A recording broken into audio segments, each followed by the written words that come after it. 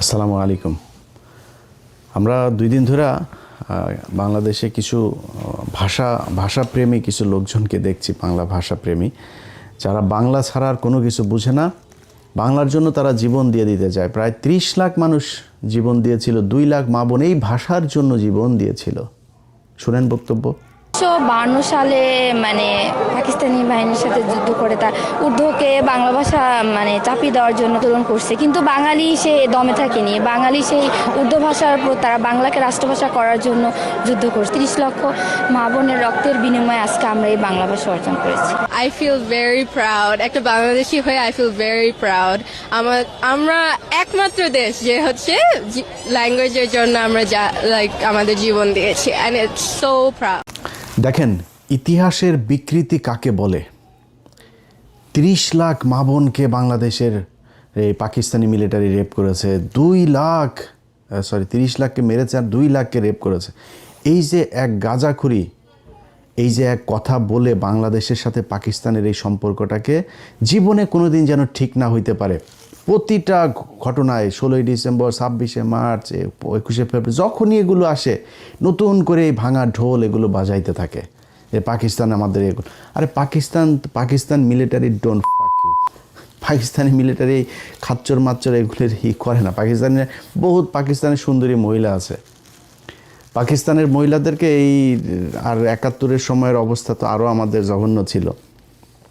তো তারপরেও যদি কারোর মারে যদি লাগায় থাকে, কারোর বোনরে যদি লাগায় থাকে, তাহলে আমার জানায় না, আমরা দেখবো যে পাকিস্তানের বীজ কার কোথায় কোথায় আছে, এগুলো আমাদের জানা দরকার আছে।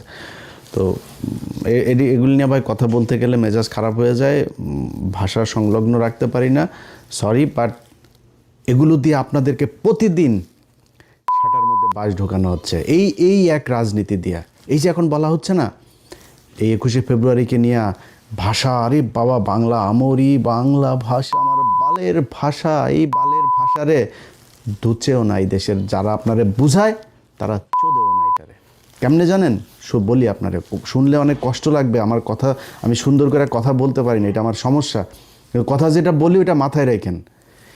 এই যে যেই এমপি মন্ত্রী যেই বাঞ্চোতেরা আপনার এগুলি শিখায়, এই যে ভাষা, একজন টকশোতে এক বিজ্ঞ এক মাদারি বলছে যে বাংলার সাথে এই যে ইংলিশ মিক্স আপ করে কথা বলা, এটা পুরোপুরি করতে হবে। হাসিনা একবার করেছিল, বিলবোর্ড, টেলিভিশনে নিউজ, তারপরে আদালতে, বিভিন্ন জায়গায় কোথাও ইংলিশ ব্যবহার, শুধু বাংলা থাকতে হবে। শুধু বাংলা কেন থাকতে হবে? আপনাকে সাউ মারার জন্য বাংলা থাকতে হবে। এর আগে ব্রিটিশরা যখন একবার ছিল তখন এরকম আমাদের এখানকার কিছু আলেম টালেম ছিল, এরা করেছিল ইংরেজি শিখলেই আপনি কাফের হয়ে যাবেন, এগুলো বলা হইতো। এগুলো বলে আমাদেরকে দমায় রাখা হয়েছে। আজকে যেই ব্যক্তিরা আপনাকে বুঝায় যে বাংলার সাথে সাথে ইংলিশ শিখতে পারবেন না, সেই রাজনীতিবিদ একজনের ছেলে মেয়ে 14 গোষ্ঠীর কেউ বাংলা মিডিয়ামে পড়াশোনাই করে না।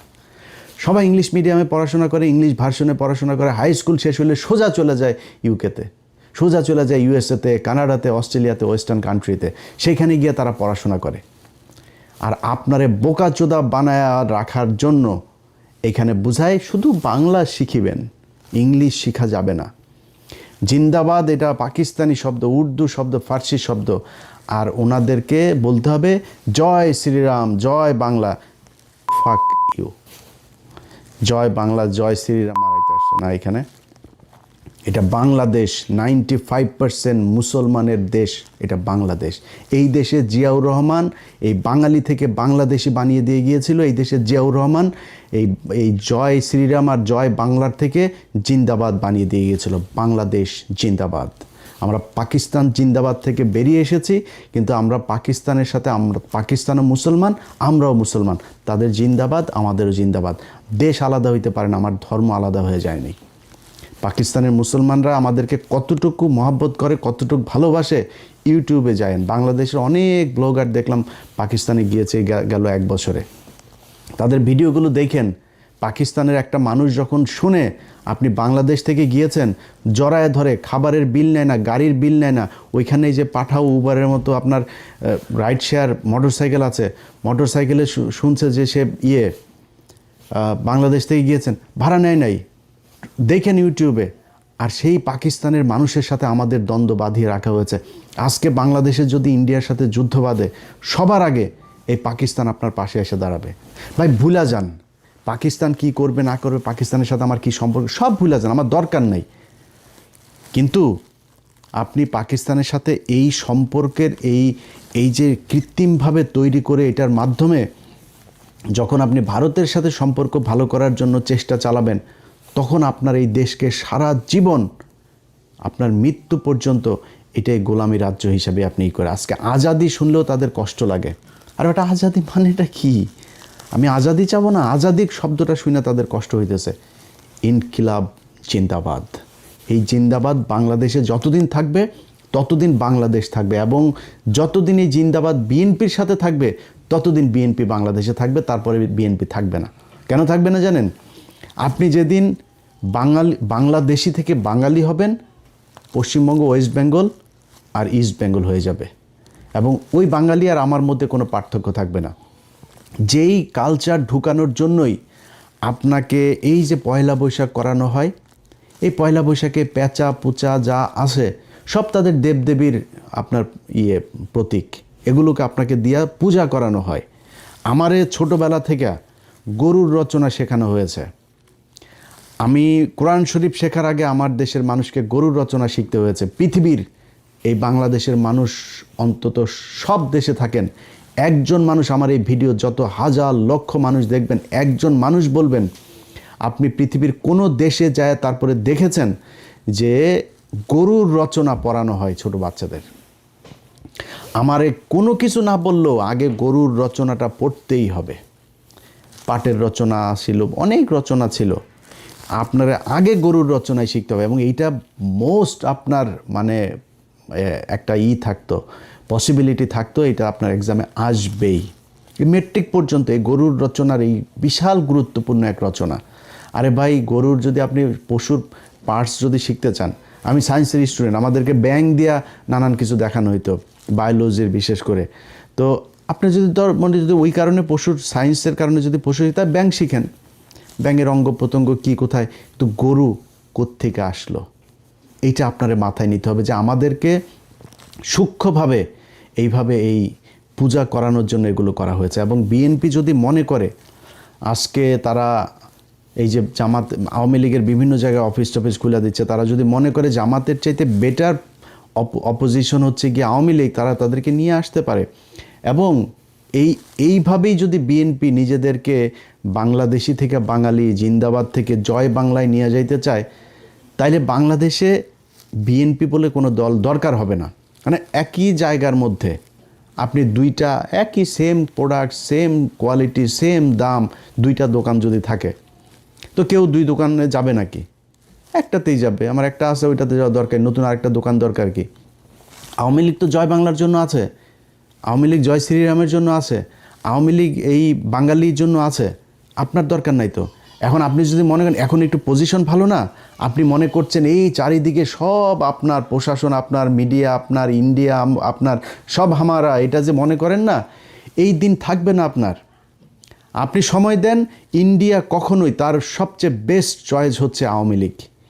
আপনি সেকেন্ড চয়েস, বিএনপি বাংলাদেশে ইন্ডিয়ার জন্য সেকেন্ড চয়েস, তারা ফার্স্ট চয়েস রেখে কখনোই সেকেন্ড চয়েসে আসবে না। সো তারা 2 দিন পরে সামনে নির্বাচনে যখন আপনি আওয়ামী লীগকে রাজনীতি করার সুযোগ দিবেন, জামাত ইসলামের এই পলিসিও মাথায় আছে, তারা যদি পরিস্থিতি খুব খারাপ দেয়, তারা রাজনীতি করবে না।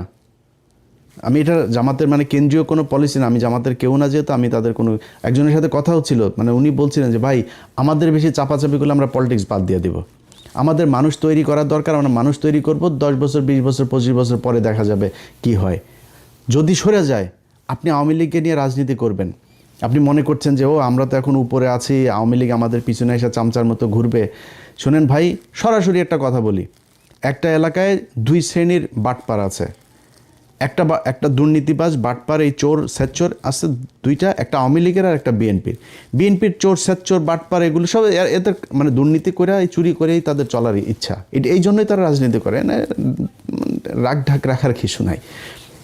কিন্তু তাদের টার্গেটটা হলো কি, তারা খুব ভদ্রভাবে থাকে, একটু ভদ্র কিসিমের, অসহায় কিসিমের এই চোর বাটপারগুলি হলো বিএনপি করে।